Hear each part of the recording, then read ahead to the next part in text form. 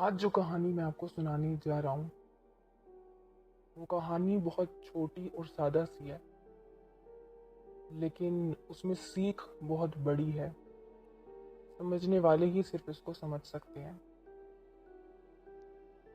یہ قصہ ہے مہربان جی کا، جو چند سال پرانا ہے۔ ہمارے علاقے میں ایک مہربان جی رہا کرتے تھے۔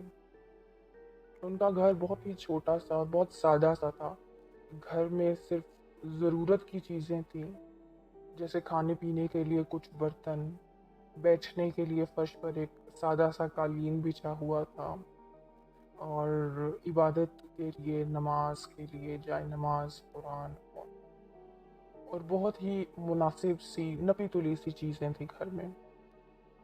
لیکن ان کا علم، ان کا تجربہ، ان کا بولنے کا انداز بہت ہی عمدہ تھا۔ ہم لوگ اکثر ان کے پاس جا کر بیٹھتے تھے، ان سے باتیں کرتے تھے۔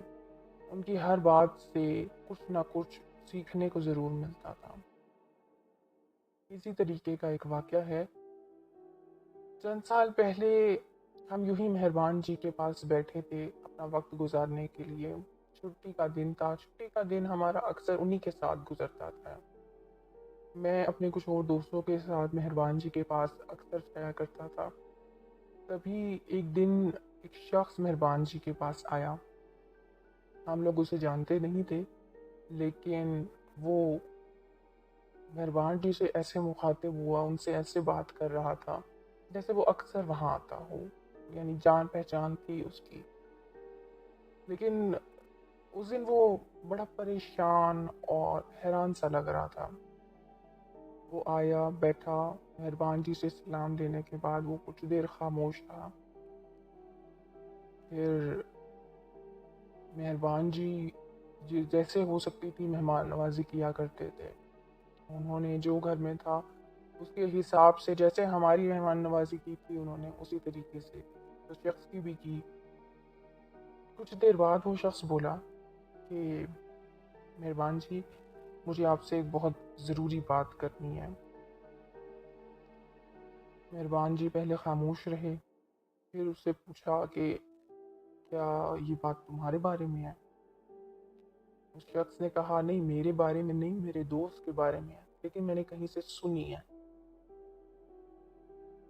تو مہربان جی کچھ دیر خاموش رہے، پھر انہوں نے دوبارہ ایک اور سوال کیا، کیا جو بات آپ کرنے آئے ہو وہ سچ ہے کیا؟ شخص تھوڑی دیر خاموش ہو گیا۔ اس نے کہا کہ میں نے یہ بات کہیں سے سنی ہے، مجھے یقین نہیں ہے کہ یہ بات سچ ہے بھی کہ نہیں۔ مہربان جی تھوڑا مسکرائے۔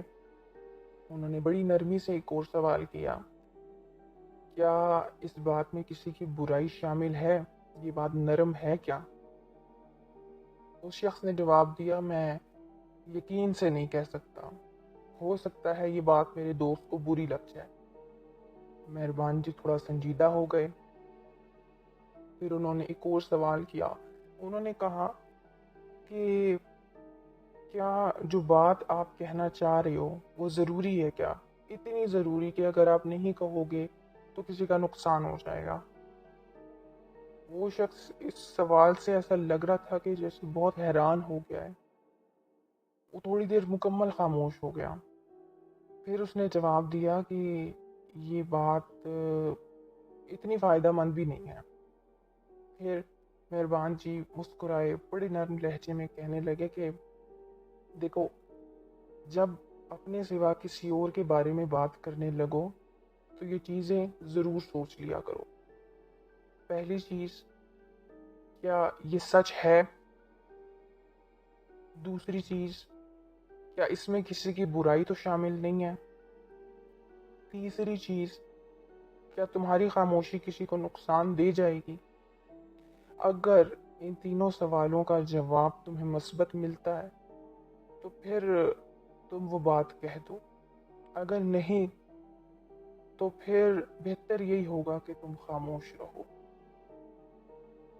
ہم لوگ اکثر ایک دوسرے کے بارے میں باتیں کرتے رہتے ہیں، کبھی یہ نہیں سوچتے کہ یہ بات سچ ہے بھی کہ نہیں، کہیں ہم کسی کی برائی تو نہیں کر رہے۔ ہمارا بولنا کسی کو فائدہ دے رہا ہے یا نقصان دے رہا ہے، ہم ان باتوں کے بارے میں نہیں سوچتے، لیکن یہ باتیں بہت ضروری ہیں، اور یہ میری زندگی کی بہت بڑی سیکھ بھی ہے جو میں نے اس دن مہربان جی سے سیکھی۔ الفاظ تیر کی طرح ہوتے ہیں، ایک دفعہ اگر کمان سے نکل جائیں تو ان کی واپسی ممکن نہیں۔